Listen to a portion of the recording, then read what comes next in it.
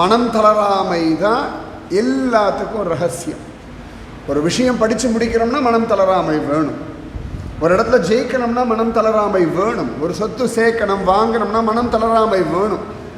மனம் தளராமல் இருக்கிறதா மேலான சுகம், அனிர்வேத பரம் சுகம். எதிரா சுகம்னா மனசு தளராமல் இருக்கணும்.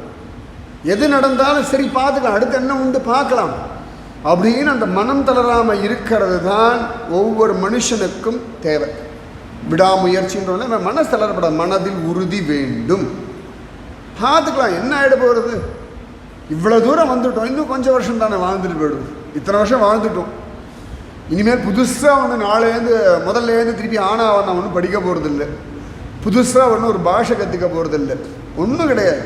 வருஷா வருஷம் கல்யாண நாள் கொண்டாடினாலும் அதே ஆத்துக்காரர் அதே பொண்டாட்டி தான், அதே காப்பி அதே டீ தண்ணி தான், இப்படியே தான் ஓட